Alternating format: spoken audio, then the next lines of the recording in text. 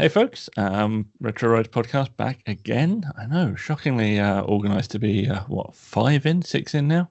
Today we have an international call with Larry Chen. If you know Larry Chen, he needs little to no introduction, but if you don't, he is an absolutely fabulous photographer, works with Hoonigans now, Super Street Online, as well as numerous others. There is absolute 0% chance you haven't seen one of his photographs somewhere.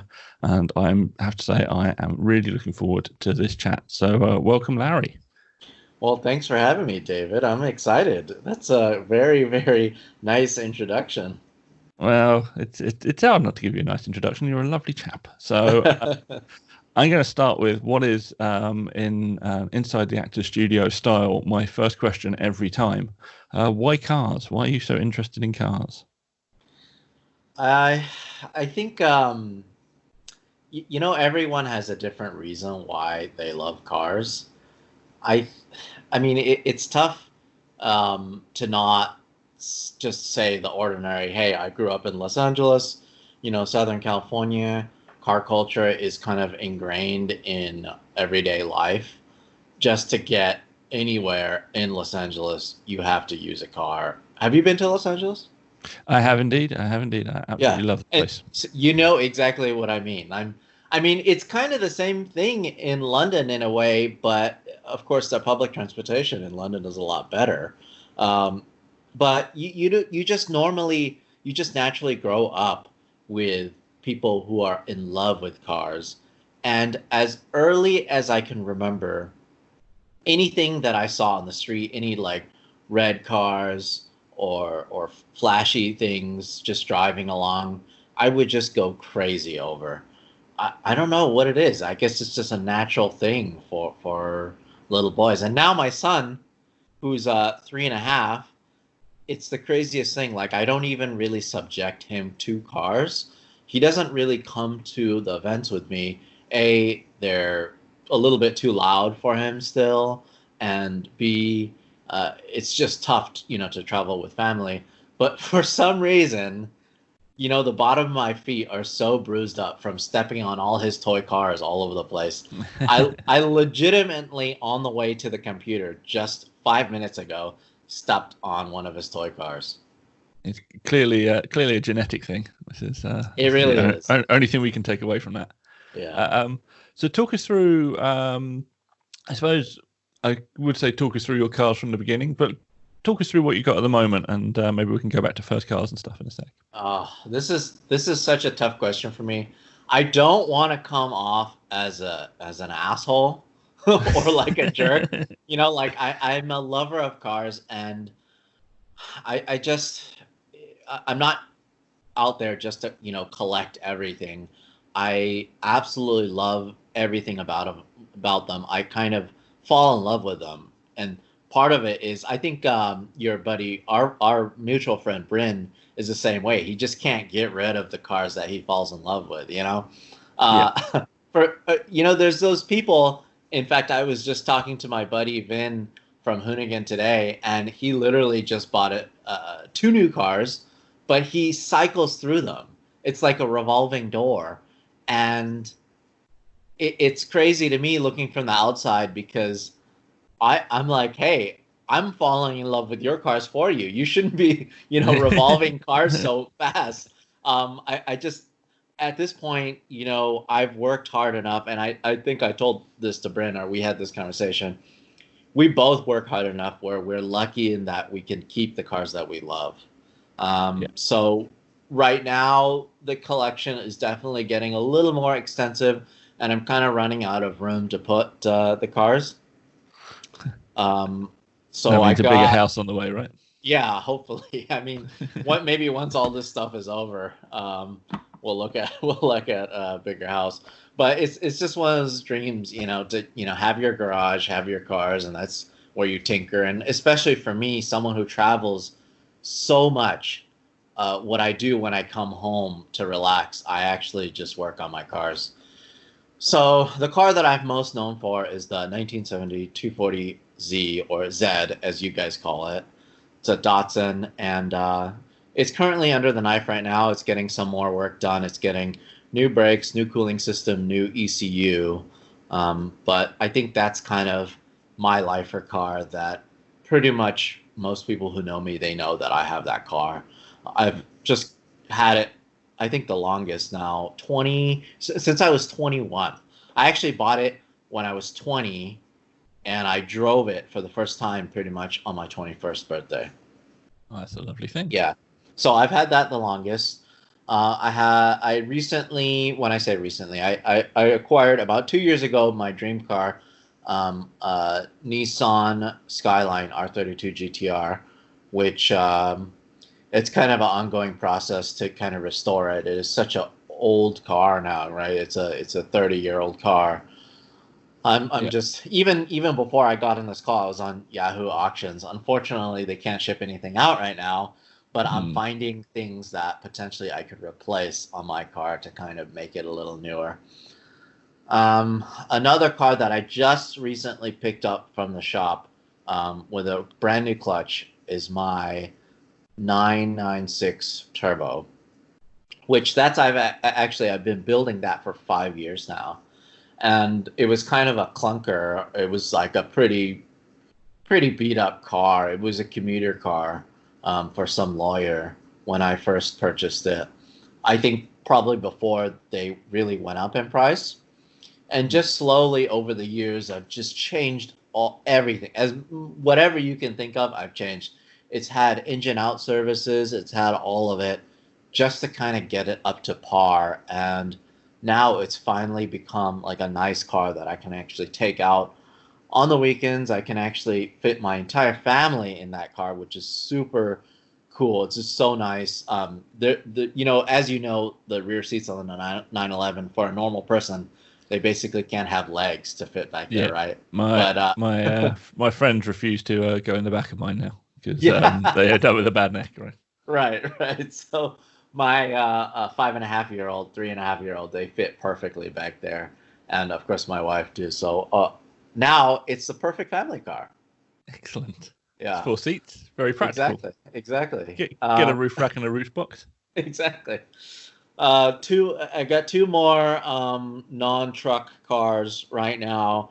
I have the brand new 2020 Supra, which is pretty much my daily driver. It's just one of those things where everyone asks me how I like it. Honestly, any car company that can come out with a brand new sports car now is good in my book. There's just too many appliances, as I'm sure you can agree. Too many cars that are boring.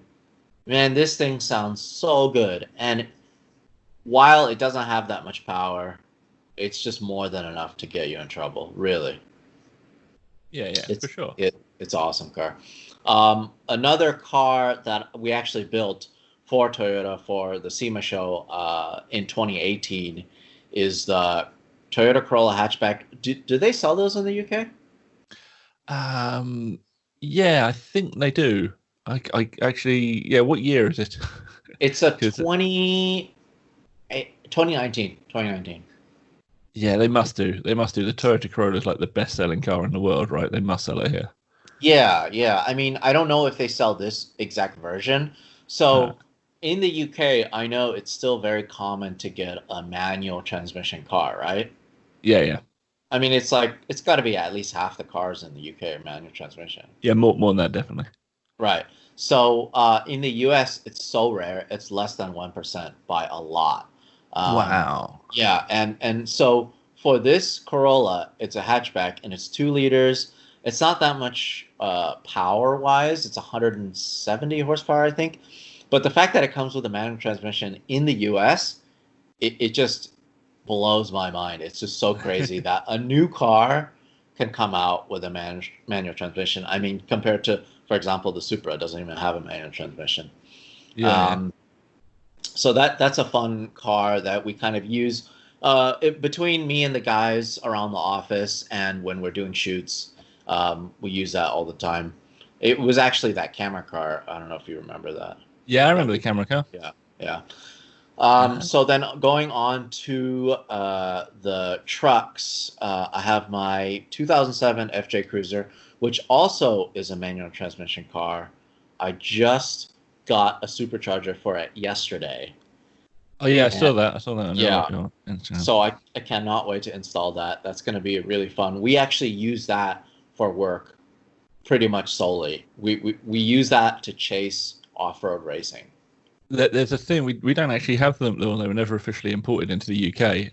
I drove one actually probably in 2007 when we hired one when we were in Vegas and drove to the Grand Canyon. Oh, really?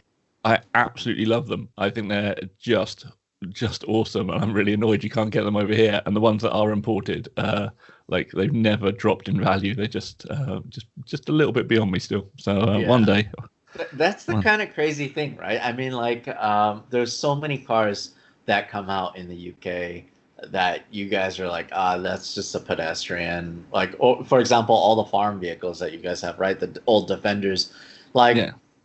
guys, seriously, here, I mean, like, I feel like I will shit my pants if I see one on the street here because they're so rare, you know? And I think they look so cool, but I know for you guys, it's like, oh, it's just a regular farm vehicle. It's the rarity, you know. It's that whole thing where, we'd see JDM cars are a great example of this, like stuff that was domestic market only in Japan, and then you see one, just one at a show or in the streets or something over here. It's like, oh my god, that's amazing. But like back home, they're just like a family car for someone. You know, it's the same thing all over the world, I think. Yeah. And just to finish it off real quick, No so worries. the FJ is a pretty rare model because it is manual. Like I said, less than 1% of them came in manual too in the US. Our family vehicle is a Range Rover. I don't know what you guys call it. It's not the Vogue, but Uh, it's the 5 liter one. I don't even yeah, know what I don't what even know. what's the equivalent to that. But anyways, that's our family vehicle, and then our production vehicle. When we do kind of the bigger productions, we use a LC200 Land Cruiser. Oh, that'll get you anywhere, right? Yeah, pretty much. That's so Yeah, good. so that's the fleet as of right now. Hopefully, it doesn't get any bigger anytime soon because I'm definitely 100% out of space. But you know, the thing is, I'm just a lover of all cars. Everyone's like, there's no rhyme or reason why you have certain cars. I just love everything, I'll take it. Yeah, no, I Um, mean that's a really pure. I mean our whole thing is built around that the love of all things sort of older, obviously given our name, but car wise. So people that will just buy Fords or people that will just buy VW, it blows my mind because it's like, but there's so many other cars out there, and it's like people that will just buy Japanese cars. They're like, but there's so many other things. You gotta try it all, right? You gotta see what you like. yeah, and I think maybe you and I probably have a disadvantage, we do get to try other people's cars, and Yeah. then we kind of see like, hey, this is not that bad at all, this is Yeah. amazing. I just had a Lotus let me drive the new Evora GT. I was actually the first person in the US to drive Wow. the new one. And what's funny is the guy in the UK who actually broke it in for me did the break-in miles. He actually messaged me and let me know, like, hey, I broke it in for you. Like, I hope you enjoy it. Good luck. Yeah, so that's the thing is like I'm a lover of all cars, even like especially newer sports cars. Like I said earlier, kudos to any manufacturer that comes out with anything that's fun. Yeah, yeah, for sure. That's the thing. Like people keeping cars fun is it's important, and not just appliances. Still, they're something to be enjoyed properly. Where did it all start for you? So, what was your first car? Oh man, my first car was definitely a clunker. It was falling apart. It was a 1986 Volvo 740 GLE, and it was like a maroon red color. Um, Nice. and man, that thing had so many electrical gremlins. And it was horrible. I mean, it would just die out on me all the time, even on the highway. In the middle of traffic, rush hour traffic, it would just stop. It was definitely a rough experience to have as a first car. No AC, no radio. It had that's exactly the right first car. It builds character, right? exactly, and part of that is the fact that I actually started working on it to fix it to keep it going. I replaced the fuel pump. I replaced this, replaced that. Like I learned all of this stuff on my own, and that was so much fun for me. Today the cars you can't actually work on them. I mean, like on the new 911s, you can't even look at the engine. Yeah. Just to put it in service mode. Who's going to do that? Yeah. You Yeah. It's funny. I think that we'll get to the point where we'll look back at this era of cars and go, oh, but you could still do something with them, because I think they're going to get to the point where they're purely black box. But maybe, I don't know, I sound like a miserable old man. But, no, you say that, but I just get excited all the time from manufacturers just pushing the envelope, releasing new cars that are so exciting. I mean, look at the new mid-engine Corvette, right? Yeah, that's such a good thing. Yeah, and then there's some stuff that leaked about how potentially it could be a hybrid or whatever. But and then Car and Driver just came out with a article about Toyota bringing over their turbocharged Corolla, which I think that'll be really cool. Like I think when they announced the turbo Yaris, which is essentially like I guess their rally car or something that would compete against the Focus ST, right? Or no, Fiesta ST. Fiesta, yeah, Fiesta ST. That got everyone excited, but of course, the car's too small for the U.S. market. So the fact that they're releasing a bigger version for the U.S. market in the Corolla, that'll be so cool to see. And what's the point? At this point, it's like, what's the reason? Well, you know what? There's still enthusiasts like you and I out there that are willing to spend our hard-earned dollars on these fun cars. Yeah, definitely. Weirdly, the Japanese of all people seem to be kind of really good at doing that. Like they still have that car culture which says they're put a crazy turbo version of a car out and just release it to the public. Whereas I suppose Ford have the RSs, but they seem to be very occasional halo models. Whereas I've forgotten what it is. There's a Toyota Auris version, Auris, whatever it is, that has an insane name, but it's got like a transverse mounted V6 in it for literally no reason other than I think that they could. But I think Japanese cars have always been like this, that in the 70s when they did all the pillarless Nissans and Toyotas, we were talking about this a little while ago with a friend of mine. There's no reason for those cars to exist. It's almost like an engineer invented this pillarless system somewhere. And then they were like, oh, we'll just put it in the cars and release them and see what happens. And they got all these sort of four-door hardtop pillarless saloons for little to no reason, but they're awesome and I love them for it. So I think that they're still kind of in that mode. I think that they still do that a lot. Yeah, I mean, lucky for us, within the industry, there's still so many enthusiasts that are pushing for these fun cars because that's what they want to drive. Yeah, that's true. Some of these cars that are coming out now, it just blows my mind that they can even exist. Look at the Ford GT. Yeah. Like, how is that even crash resistant? I mean, like, what the heck is that? You could see through the car. Yeah.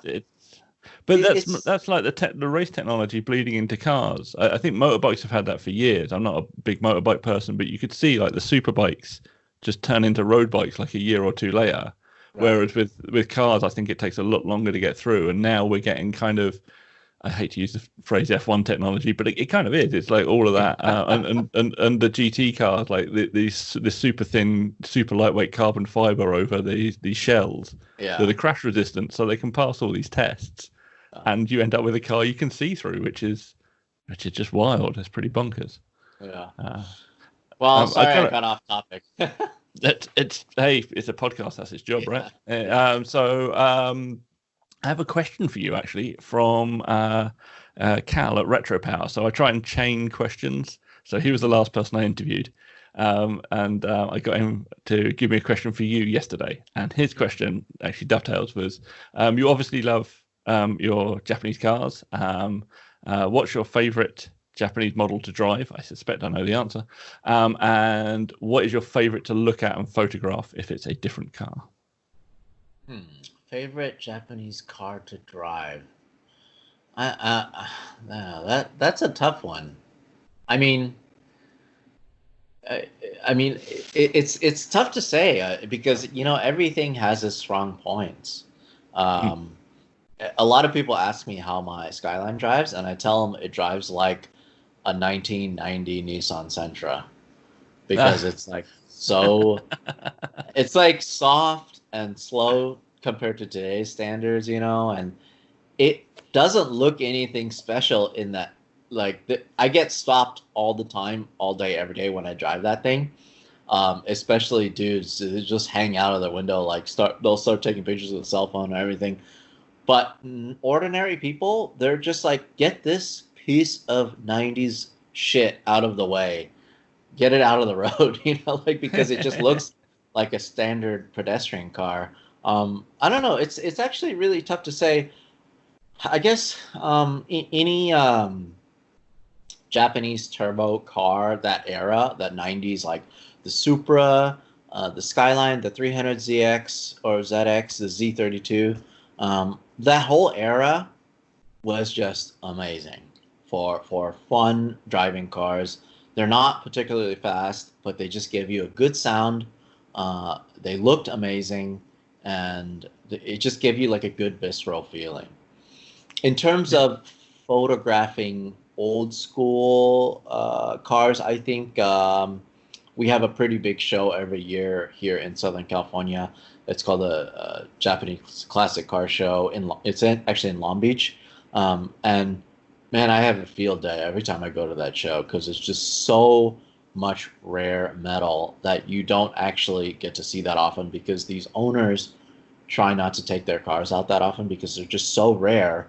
For me, it's fun because I think it's the same way. Like, for example, I relate it to, I guess, for example, like the Mark I Ford Escort, right? That car was never meant to look good. Am I right? Yeah, right? For sure. It's just a standard car, right? I mean, it was just a passenger car. But over the years, we've massaged it and we've grown to love it, and we think it looks amazing. I think it's the same way with a lot of these old school Japanese cars, like the Datsun 510, the old Toyota Terranos. There's just so many of these old cars that were never meant to really look good. But for some reason now, after all these years, it's just aged so well. And I just love looking at these lines that will never exist ever again because they're just so unsafe. They're like tin cans. Yeah. Well, there's no pedestrian safety features or crumple zones. It's just basically frame and then body. So that's a very nice answer. I'm going to move on to photography a little bit because I believe you have an interest in that area. I may have. So, like anybody want to learn about Larry and his photography, there are many podcasts that have dedicated solely to it, and they're worth listening to if you have an interest in photography. He recently did, in fact, actually probably this morning your time, Q&A with Canon, so go and check that out. But I have some questions which you may well have answered, but I have an interest in knowing them. So I saw you interviewed once, right before some of my friends yelled at you, that you were talking about your influences and stuff. Right. And what I find interesting is why those influences influence you. So it's the difference between admiring someone's photography and being influenced by somebody's photography. So if you I just wondered if you could pick up on a couple of your influences and in what way they've influenced you. So I hear a lot of photographers. That's a really good question, by the way. I hear a lot of photographers talk about, oh, this guy's so inspiring, and I'm just never going to get to that level, or somebody potentially, hey, way before their time. It was like a legendary war photographer or whatever. They're like so inspired by them. Yeah, I think that's cool. There are those people that I kind of look up to that I'm like, oh my God, it's something so amazing, and I could never achieve that. It's a different kind of discipline of photography that I really aspire to kind of get inspiration from. That's cool, but the immediate thing that really pushes me hard day in and day out are the other people that I'm shooting with. And I say this all the time. It's my friends, it's the guys I'm in the trenches with, the guys that I'm getting dirty with, the guys that I'm getting sunburnt with. We're kind of putting in that same effort, the hours, the traveling, the bags under our eyes, just the sacrifices for everything, our personal life, friends, family, health, all of that. We do that together. And, when I look over to them and I look at what kind of photos they're shooting, it just really inspires me to push harder than they can, or whatever they're shooting maybe gives me some kind of idea of, hey, maybe I can do something different. And that's what really inspires me, and that's across all the disciplines that I shoot. It's off-road, on-road, drag racing, drifting, anything that I shoot. There's that person. That's their expertise. That's what they do day in and day out. I was so lucky recently. I had a chance to follow WRC in Mexico, which, by the way, was the last worldwide event, I think, before the shutdown. I had a chance to shoot with my buddy Colin. He's a legendary WRC photographer. He's actually from the UK. And it's one of those things where he's so good at his craft. And I'm just so lucky to be even a little bit as good as him, or just even be in the same realm as him. But for me, it's so fun to kind of see how he captures his ordinary day in and day out job, which is photographing these awesome WRC cars. I just take it my own way, and it's a lot of fun for me to kind of do that. So those guys really do inspire me. That's great. I found probably one of the most humbling things, but also inspiring things, was I ended up, and it hadn't been for a few years, at the same event as Amy Shaw. And I came back with my set of photographs, and then she put her set of photographs online, and I was like, oh, I could have taken them. They're much, much better than mine. But it was like, there's a great, I think, a leveling thing in photography up to a certain level. Like if you're at the same thing, you can theoretically take the same photograph. You just need to have the eye or whatever it is that that you need for that. And, and I mean, obviously, like there's a slight difference. Like if you're doing action sports in the same, like I don't have necessarily the long lenses and stuff to do the WRC or some of your drift photos. But like if you're at the same event as Larry Chen and you come away and look at your photographs, you're like, okay, what were you seeing different to me? I think in photography, it's not a case of going, oh, he's like much better, I give up. It's more kind of, I could do this. I just need to develop the skill to do this. Does that make sense to you? Yeah, 100%. And it's not about it, hey, it's being better or worse if you're at the same place. It's just your view. You could just shoot all day from behind the fence. You could just spend your whole time just doing driver portraits or mechanic portraits or pictures of tools or engine bays or whatever. You do you. And that's like your story, and that's what the story that you want to tell. It's not better or worse. It's just completely different, and I think it's just so cool that whatever. If I see your pictures or Amy's pictures, I could potentially just be inspired from that to push, in my own way. You're known for when you're shooting action stuff for very much a machine gun shutter, I believe, as it's been referred to.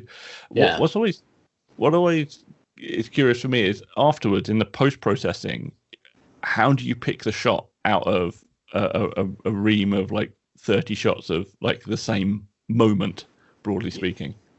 You'd be surprised.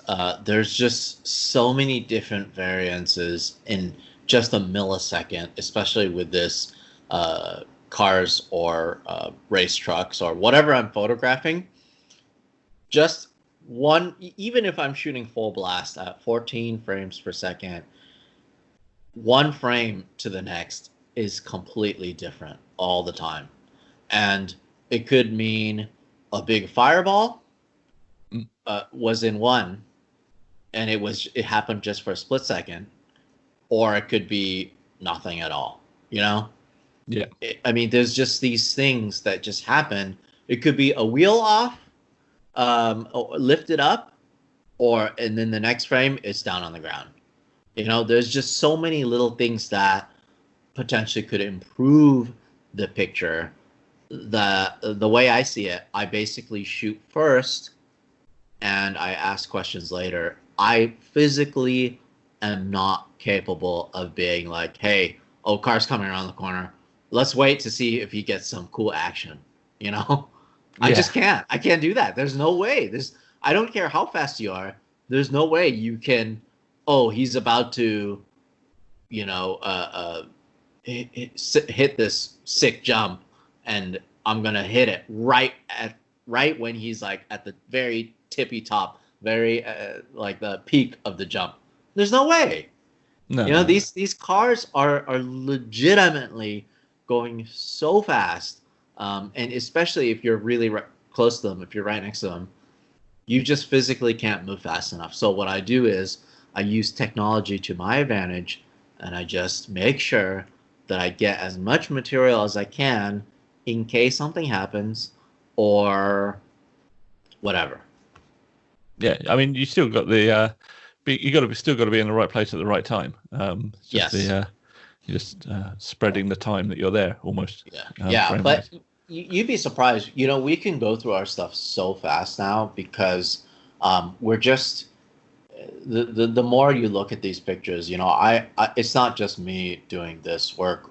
Pretty much whenever we're covering large events, all of my guys, I have 4 full-time guys that work for me. And whenever, it's a full force, whenever it's a team event, for example, when we cover Formula Drift, it's all hands on deck, and it's just insane how many pictures and how much video we move, because we actually do a lot of video now.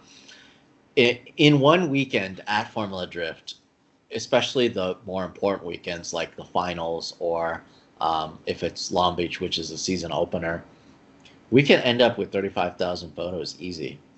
Wow. That's a lot to go through. And I mean, granted, we run a lot of remote cameras. Part of it is because there's so many places that I want to take pictures, but of course it's too dangerous to actually physically be there. Or there's a lot of places that physically you can't actually be there. So we really take advantage of using remote cameras, and hence why we have such a high count of images. But what people don't realize is how much we actually publish. I mean, just personally, I publish so much. But then, with all the people that we kind of provide images for, potentially it could be maybe 10% of the stuff that we shoot actually gets used. That's a pretty good hit ratio for a photographer, to be fair. Yeah. So how much of your time is split between like photography, traveling to photograph, arranging the shoots, and post-processing the shoots? How does the time split work? That's I don't know, that's kind of tough to say, but definitely with the help of my guys, more and more I've been trying to concentrate on the shooting aspect of it and also the business aspect of it. And then, of course, all the traveling in between. I really try my best to kind of take a lot of the busy work, calling through photos, editing, color correcting, stuff like that. I kind of hand that stuff off.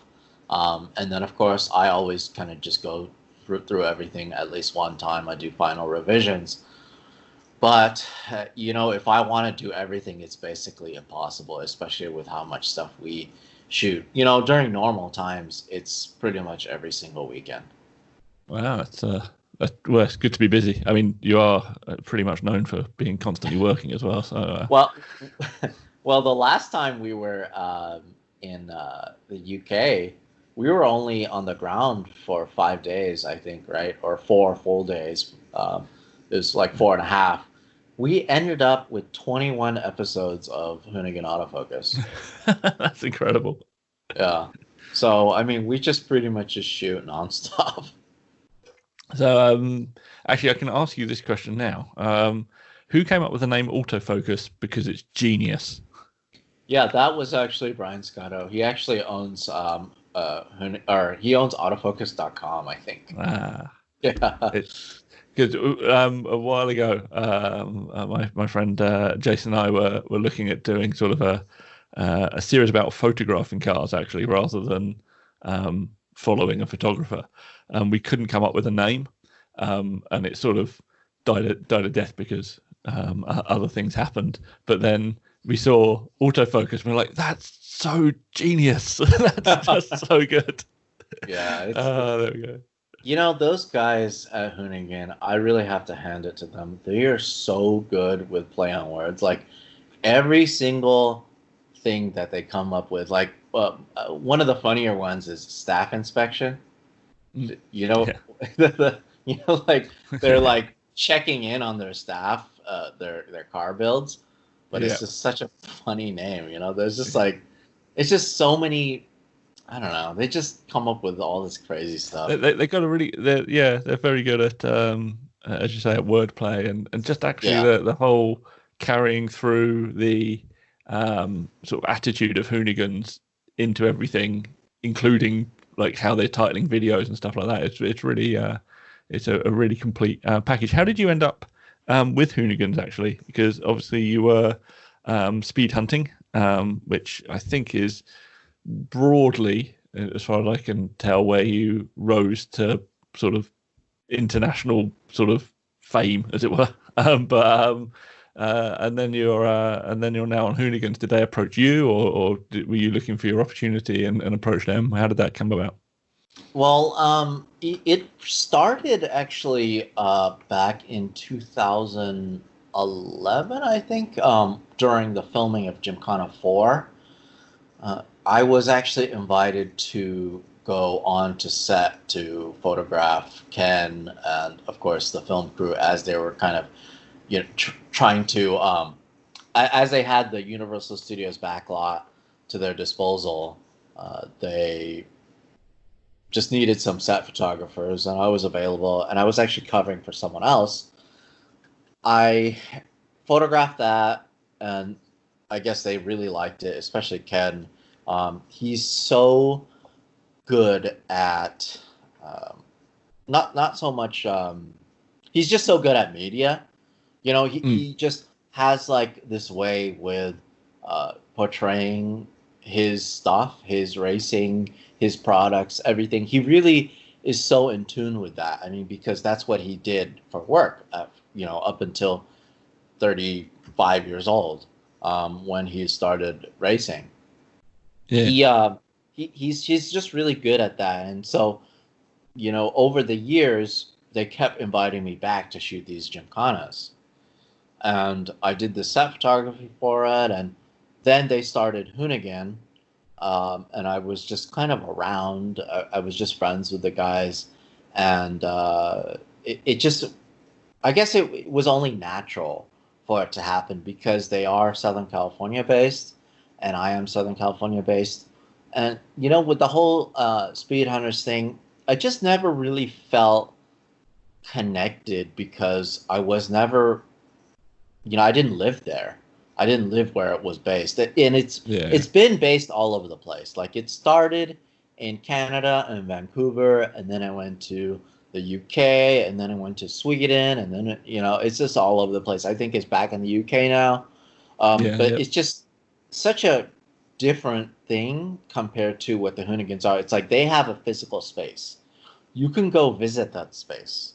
You can buy T-shirts. You can there's people there, they're characters. One of the problems with Speedhunters was that they never really let us become characters because they wanted the cars to be the stars, which is not a problem. But why not have both? Right now at Hoonigan, they allow the cars to be the stars as well as the people behind the camera and in front of the camera. Yeah, it's a slightly interesting approach, or it's like a slightly different approach, as you say, to what Speedhunters were doing. But it does seem a slightly more complete package. I really enjoy pretty much everything they put out. Like, as I say, I'm sort of focused on the older stuff, but just everything that Hoonigan seems to put out seems to have such a mark of quality to it, and there's a confidence to it as well, which I quite like. They're never apologetic about being what they are and who they are, which I think other brands probably could learn from a little bit. So you're now in front of the camera more often. You are a celebrity photographer. Do you get recognized at events that people often yell your name at you and stuff like that? So at events, it's kind of interesting. I mean, I never really meant to be in front of camera. I don't really care to be, that guy. But honestly, if I can inspire other people to pick up a camera or to love this car or to be a part of this culture in some way or another, I'm all for it.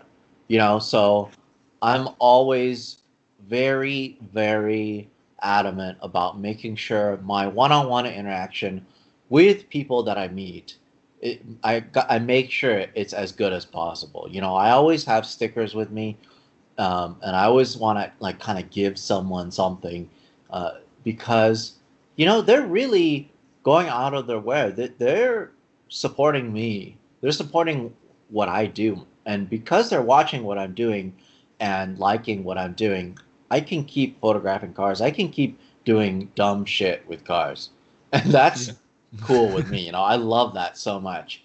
It's kind of the trade-off, I guess. Is that? Yeah, it is, and the good thing is, it's gotten to the point where it's opening so many more doors now.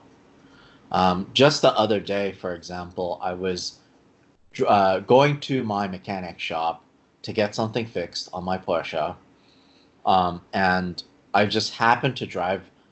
I was driving along, and this 918 Spider is just driving along too, and I just happened to pull behind it, and I just think it's the funniest thing. I'm like, oh my god, this thing is so cool. I take a picture of it, I post it on my Instagram, and not an hour later, someone's like, hey, I know that guy.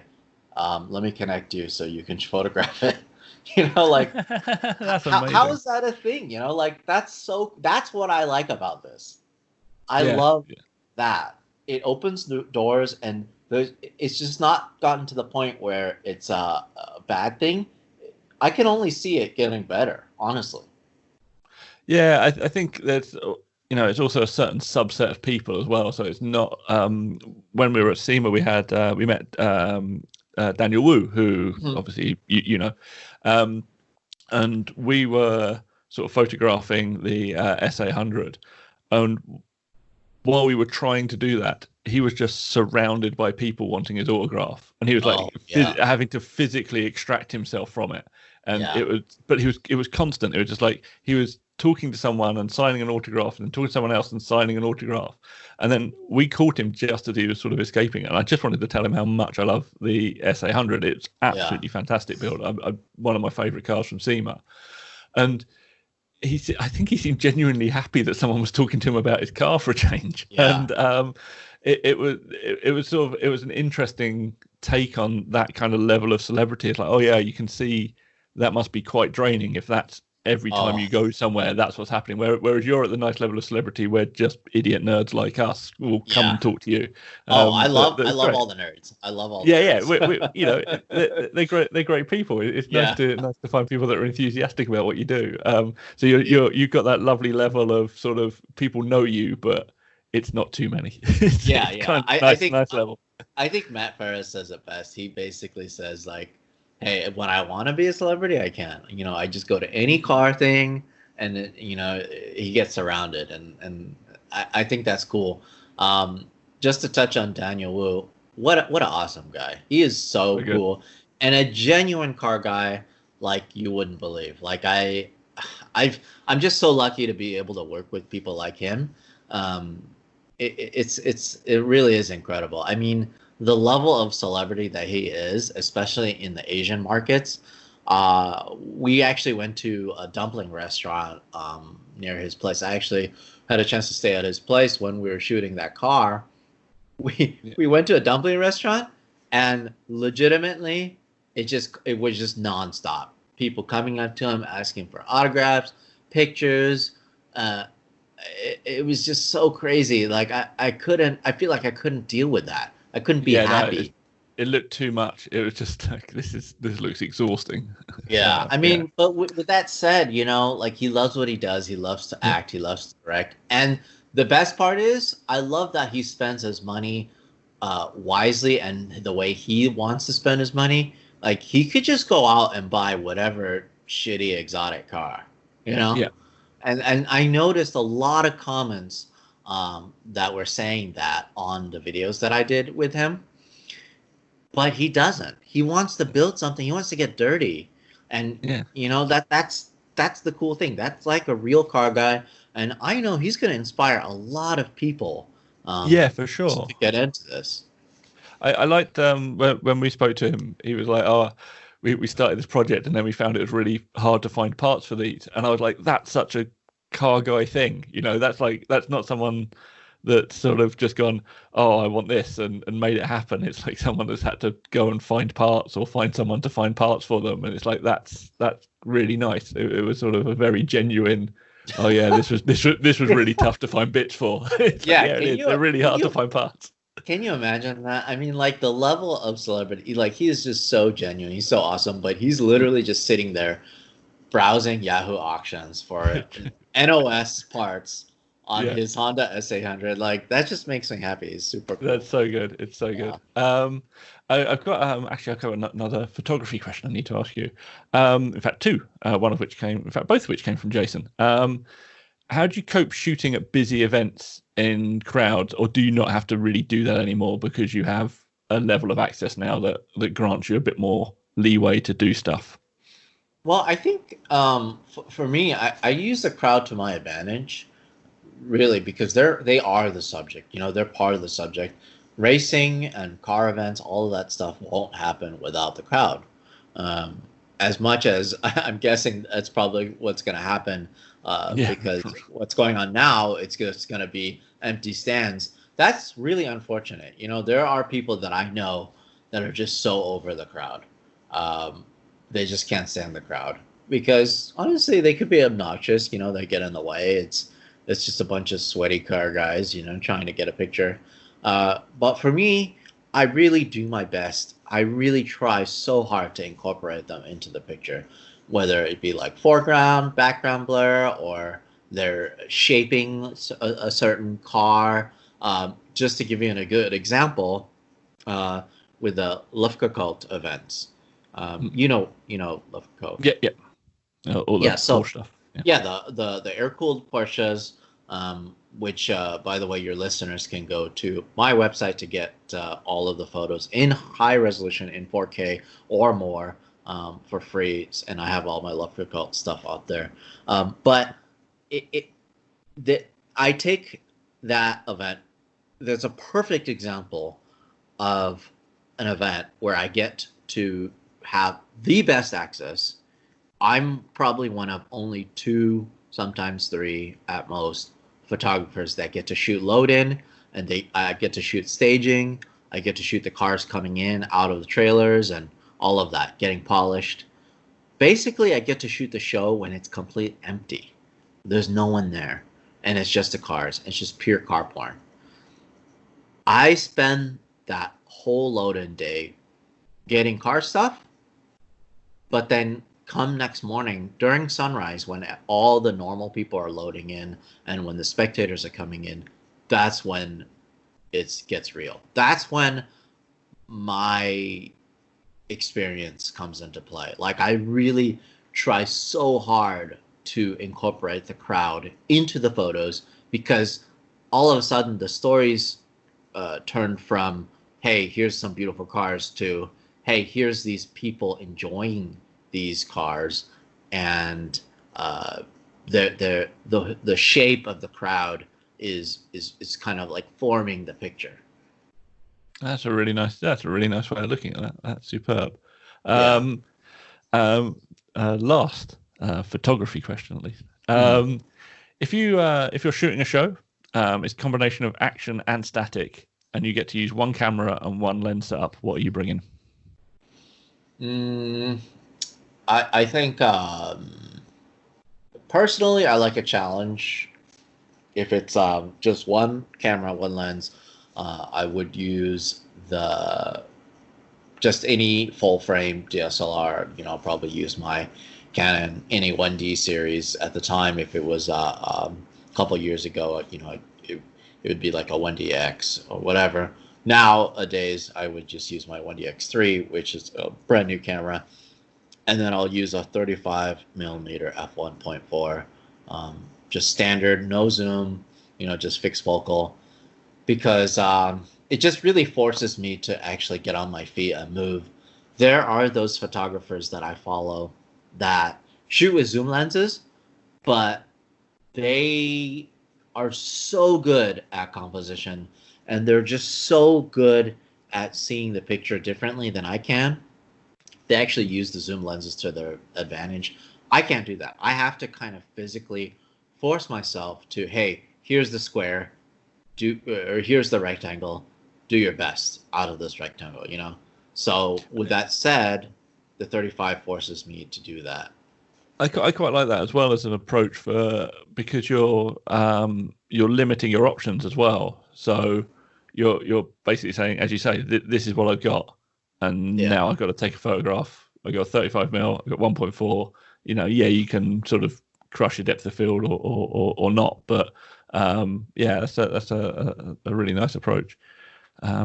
I was going to actually ask you. You're a Canon person. Have you read the specs of the Canon R5, and are you interested in going mirrorless?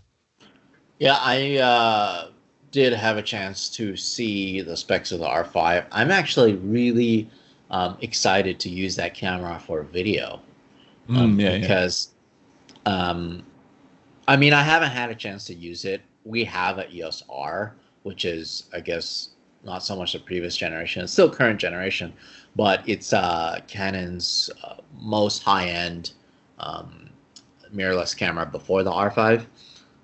It's just a different feeling, and eventually I know that mirrorless cameras will be faster and better for what I'm using cameras for, but there's just something about you actually being able to see the subject with your eye.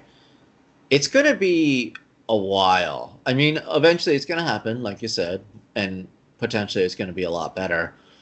But with the stuff that I shoot, I can't tell you. You know how, like, have you been to, you've watched like a F1 race, right?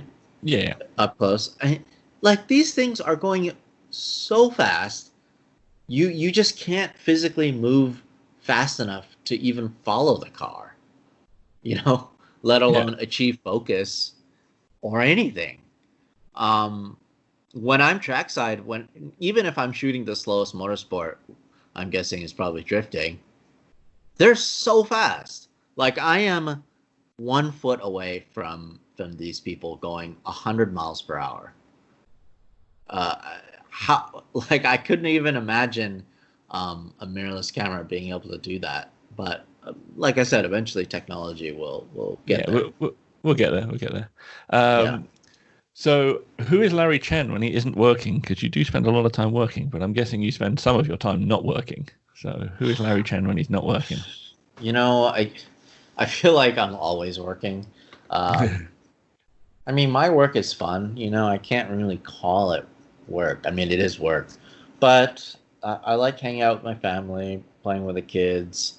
I love playing with remote control cars. I've been kind of getting into that more. with all of this free time. I like playing video games. I wish I had more time for them. I love shooting on film, especially shooting, family gatherings, friends.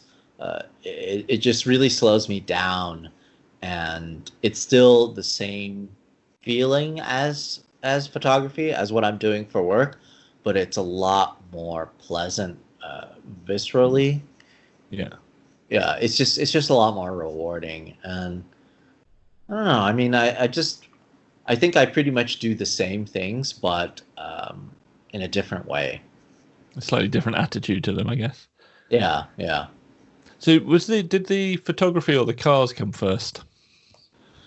I think the photography came just a hair first. Um, it was just around that same time, I guess, and I was going through high school when I was kind of getting into cars in my own way. I played with the remote control cars. I built model cars, and I was still into cars, but of course I wasn't of that age yet. But I was getting into photography at the same time, and that was around the time when digital was just getting introduced. So I actually learned photography on a film camera. So I feel very comfortable shooting film. Cool. Yeah, I was going to ask if you had to transition from film to digital, but that answers that question.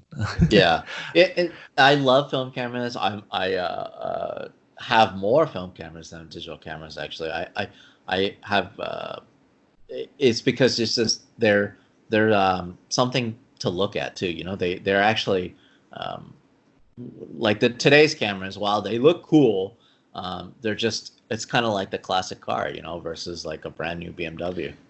It's interesting actually to bring it into sort of back into the car world. Sorry, car people, if you're listening to this and I've disappeared off into photography land. Yeah.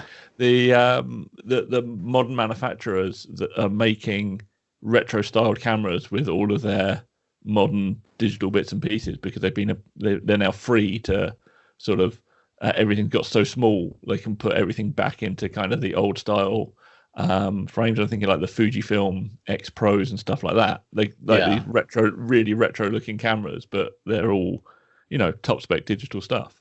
Yeah, I actually just bought a Bellows camera, if you can believe that or not. Wow, that's made in 2020. Can you believe that?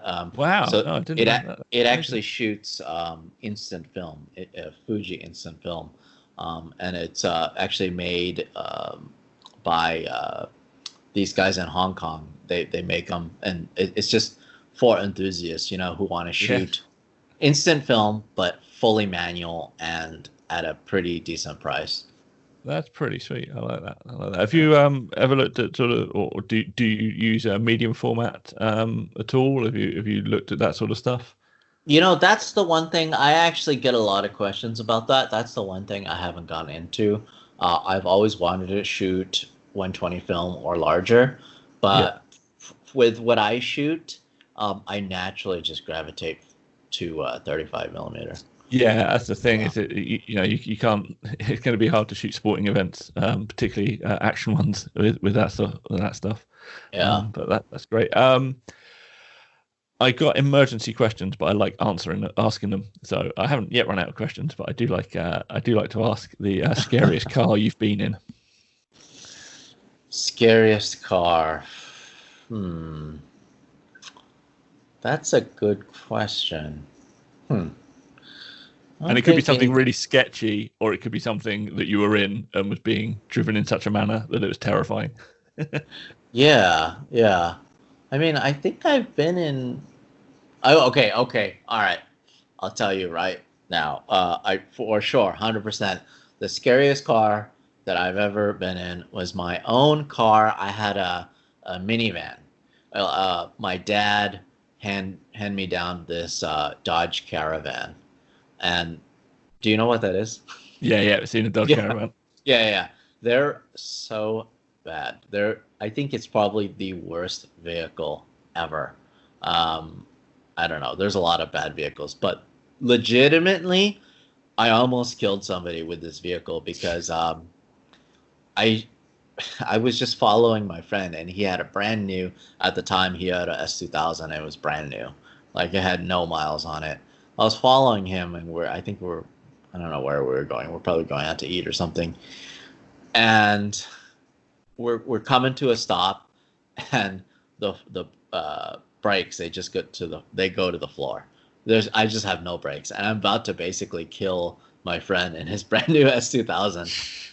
So I had to actually like emergency swerve around him, and somehow I didn't hit him, and we were going at a pretty good rate of speed. So then eventually I pull over and I figure out what's wrong. I don't even think I really braked that hard, but I broke hard enough where the caliper basically just broke apart. Jeez. Yeah. Nice. Build quality right there. Yeah, exactly. Build quality.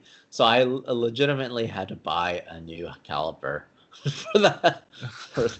I feel like I've never heard anything like that. But anyways, yeah, that's the sketchiest car that I've ever driven. And what's the fastest you've ever been in a car? I've driven on the Autobahn in a Audi RS3. That was tuned. I'm trying to think who tuned it. Apt, I think. I think it might have been Apt. I don't know. Oh no, APR Performance. Have you heard of them? I have not, but I'm sure someone has. But yeah, APR Performance, Audi RS3. Legitimately, I could not believe how fast this car was. I actually had a chance to go on the Autobahn 0 to 185 miles per hour from a standing still. Yeah, that'll do it for you. Jeez. Yeah, it was crazy. Okay, I'm going to not take up too much more of your time. I have possibly a question that could actually take hours to answer. But what's your plan for the next few years? How are you shaping up? What are you aiming towards?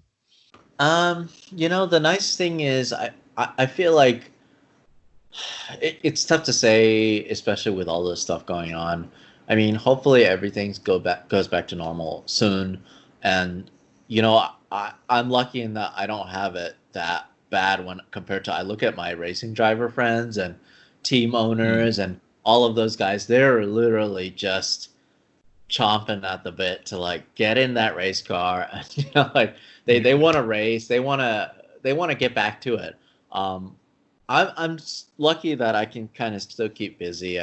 I'll take my own car out, and I'll do solo drives and I'll do solo shoots. But I think I've never been at this point in my life where I've been so clear about what I need to do moving forward. I think so much of it just has to do with continuing to improve our video skills, definitely improving being in front of camera, working on my health, and also I think another big thing is working on education with Canon, trying to teach more people how to shoot, and trying to teach, I guess, get more people into photographing cars. I am the only car photographer on their Explorer of Light lineup. They have and they only have two Asians. It's me and Jimmy Chin. You know Jimmy Chin? Yeah. Jimmy Chin, the Oscar winner, which I can't even believe that I'm on the same list as him in some way. It's crazy. So all of the other photographers on the Canon lineup, their Explorer of Light, they're so talented in their way, whatever they're photographing. But I'm the only car photographer. There's plenty of wedding photographers, landscape, sports, all of that. There's multiples of them.